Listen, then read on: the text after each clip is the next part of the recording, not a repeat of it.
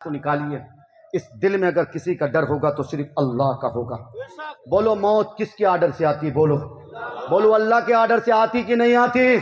اے نوجوانوں تم تو ہٹے گٹے ہو. ارے تمہاری عمر تو 18 سال 20 سال 22 سال کی ہے. تمہارے بازوؤں میں طاقت ہے, تمہارے چہروں میں ابھی رونق باقی ہے. تم کہاں چاہتے ہو کہ ابھی تمہاری موت آ جائے؟ ارے تم کہاں چاہتے ہو, تم کہاں چاہتے ہو کہ اس عمر میں مجھے موت کے فرشتے لاحق ہو جائیں؟ تم نہیں چاہتے ہو.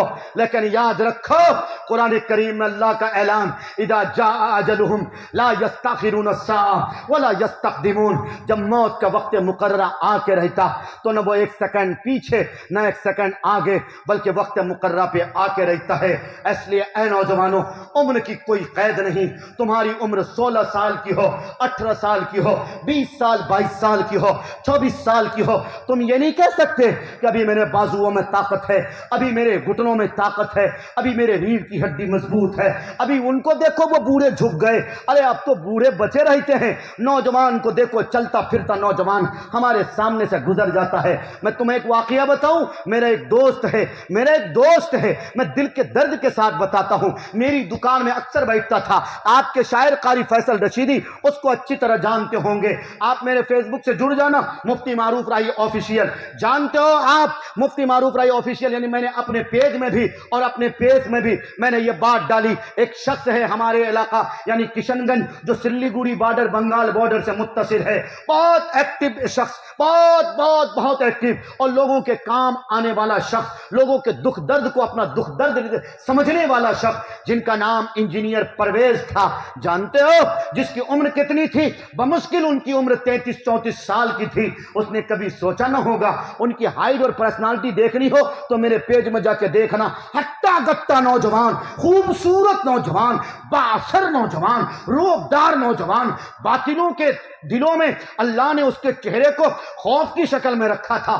ایسا نوجوان, پتا ہے تمہیں, ہم جب تراویح پڑھا کے آئے, میں رشتے میں چچا لگتا تھا. مجھ سے میرے اس بچے نے کہا, چچا جان آپ تراویح پڑھا کے آئے ہو, ایسا کرو نا مجھے پڑھ کے پھونک دو. آج کل مجھے بہت کمزوری لگتی ہے, ایسا لگتا ہے کہ میں گر جاؤں گا. میں نے کہا کہ یار تم اس عمر میں, تمہاری عمر کی کیسی ہے, تم تو ہٹا گٹا نوجوان ہو, تم کو اس عمر میں بھلا کیا ہو گیا؟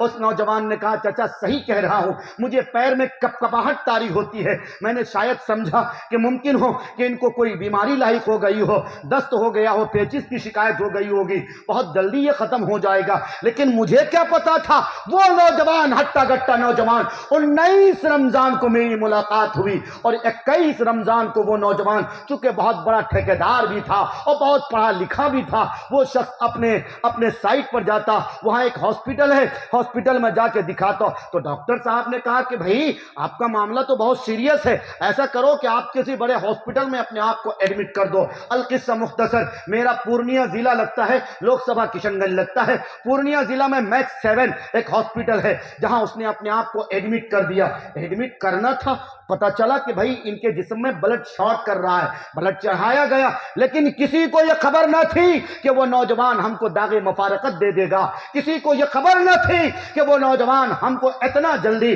الوداع کہہ کر دنیا سے رخصت ہو جائے گا. میرے بھائیوں, میرے بزرگوں, لوگ آ رہے تھے, جا رہے تھے, اور سب سے وہ ہنس کے یہی کہہ رہا تھا بہت جلدی آپ کے بیچ آنے والا ہوں. لیکن کسی کو کیا خبر تھی کہ ان کی روزی روٹی اتنی ہی لکھی تھی. القصہ مختصر, وہ رات آتی ہے 25 رمضان کی رات, جس 25 رمضان کو میرے بھتیجے کو بے چینی آنے لگی. ان کے بھائی دل نواز اور ان کے سارے لوگ بہت بے چین ہونے لگے. اب یہ لوگ ڈاکٹر سے صلاح مشورہ کرنے لگے کہ صاحب اگر آپ سے ہوتا ہے تو ہوتا ہے, نہیں تو کہیے کلکتہ میرے یہاں سے صرف 450 کلومیٹر ہے, پٹنہ میرے یہاں سے 350 کلومیٹر ہے, سلیگوڑی میرے یہاں سے صرف 125 کلومیٹر ہے, کسی بڑے ہاسپٹل میں ایڈمٹ کروں اور بڑے ڈاکٹر سے کچھ تجویز کروں. میرے بھائیوں, میرے بزرگوں, لیکن یاد رکھو جب موت کا وقت مقرر آتا تو کوئی ڈاکٹر بھی اس کا علاج نہیں کرا پاتا. اس لیے میرے بھائیوں, القصہ مختصر یہ کہ 26 جنوری 26 رمضان المبارک کی تاریخ آتی ہے کہ پورنیہ سے ریفر کر کے اس میرے بھتیجے کو سلیگوڑی شفٹ کر دیا جاتا.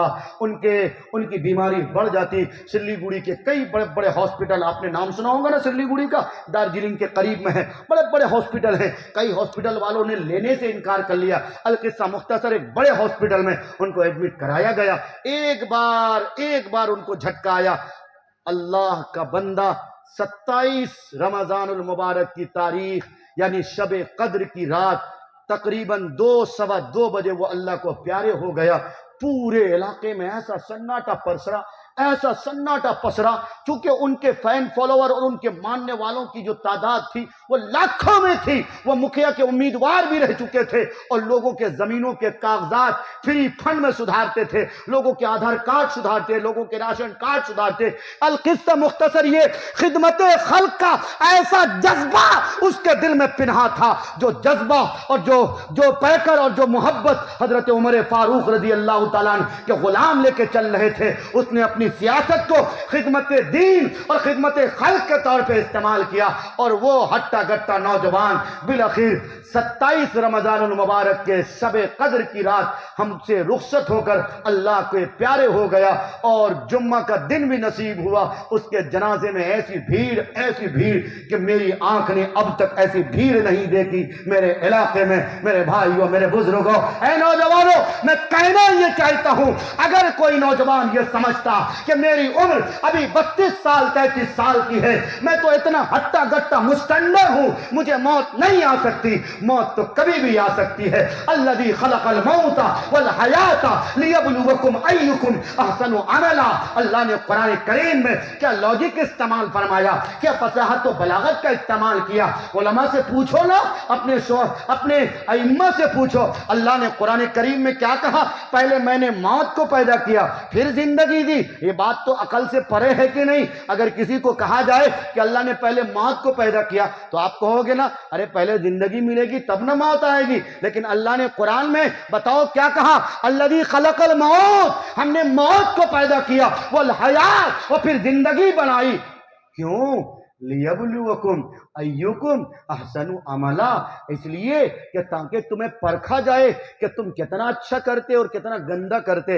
اور اس میں مفسرین نے ایک بات بہت پوائنٹ کی لکھی, وہ یہ کہ یہ قاعدہ کلیہ ہے شریعت کا اور دنیاوی اصول کا بھی.